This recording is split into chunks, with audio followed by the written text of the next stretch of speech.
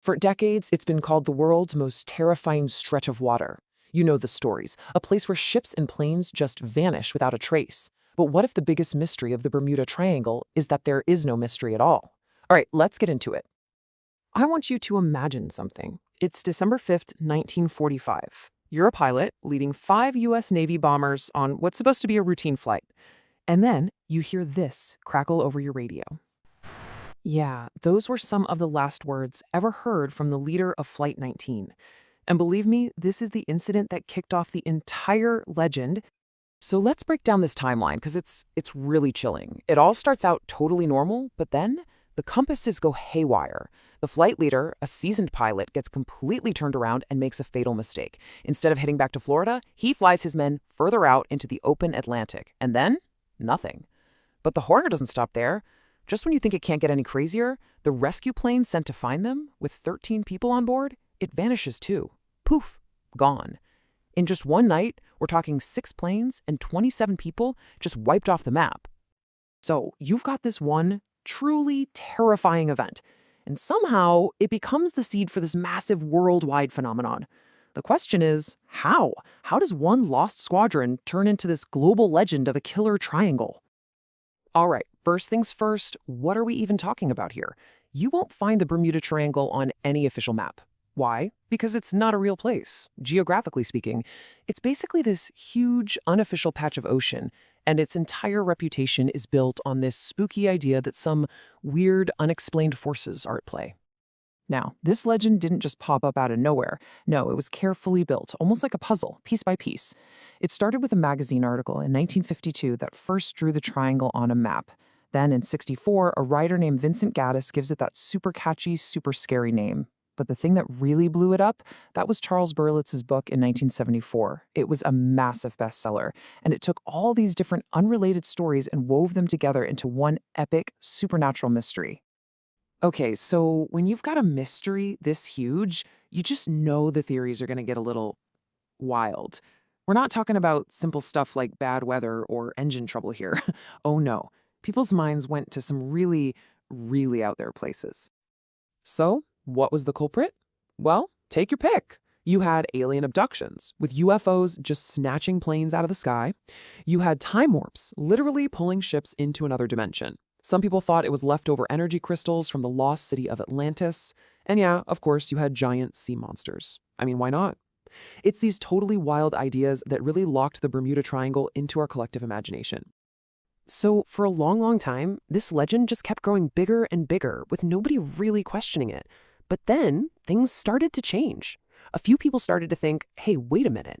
Instead of just retelling these stories, what if we actually looked at the facts? And that's when the case for real, logical answers started to build.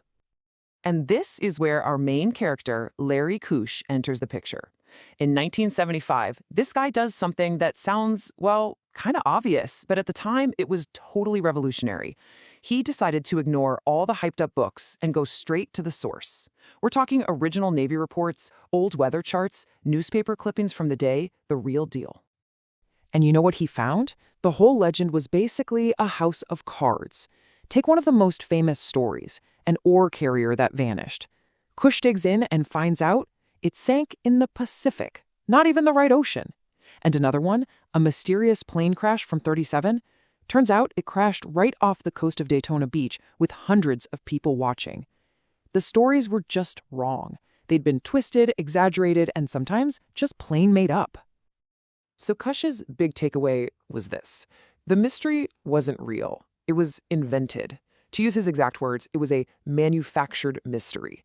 It was all built on bad information, hype, and just sloppy research. And let's be honest, we all love a good mystery, so people were ready to believe it. Okay, so if we're throwing out aliens and Atlantis, what's left? What really happened out there? Well, the truth isn't one single thing. It's actually a mix of some incredibly powerful, totally predictable, and 100% natural forces. So let's get into it. Let's break down the real culprits. It's not just one thing, but there are basically 5 major factors that, when you put them all together, they pretty much explain everything that's ever been blamed on the triangle. First up, the weather, and it is violent. You can see from this chart, this whole area is basically hurricane central. A lot of those ships that supposedly vanished into thin air, they actually sank in the middle of monster storms.